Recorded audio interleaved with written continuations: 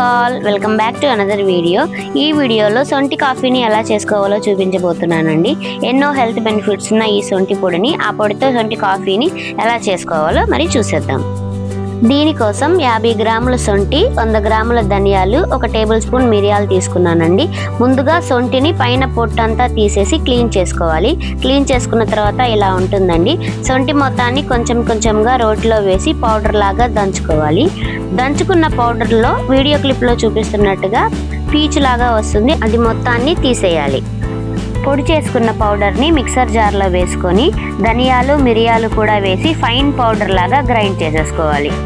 ఇప్పుడు సొంటి కాఫీ కోసం స్టవ్ వెలిగించి మిక్సింగ్ ప్యాన్ పెట్టుకొని 1 గ్లాస్ వాటర్, స్వీట్నెస్కి తగినంత బెల్లం, 2 టీ స్పూన్ల పౌడర్ చేసుకున్న సొంటి పొడిని వేసేసి బాయిల్ చేసేసుకోవాలి. ఈలోపు పక్కనే పాలు కూడా మరిగించుకోవాలి. వాటర్ చక్కగా మరుగుతున్నప్పుడు 1 గ్లాస్ పాలను యాడ్ చేసుకొని ఒక పొంగు రానివ్వాలి. నేను ఇక్కడ 1 గ్లాస్ వాటర్కి 1 గ్లాస్ పాలు తీసుకున్నానండి. పాలు ఒక పొంగు వచ్చిన తర్వాత స్టవ్ ఆఫ్ చేసేసుకొని వేడిగా సర్వ్ చేసేసుకోవడం. ఈ సొంటి కాఫీ వల్ల చాలానే హెల్త్ బెనిఫిట్స్ ఉన్నాయండి. సొంటి మనకి జలుబు దగ్గును తగ్గిస్తుంది, మెటబాలిజం పెంచుతుంది, బ్యాడ్ కొలెస్ట్రాల్ని కూడా తగ్గిస్తుంది, డయాబెటీస్కి చాలా మంచిది. డైలీ కన్జ్యూమ్ చేయడం వల్ల వెయిట్ లాస్కి కూడా హెల్ప్ అవుతుంది.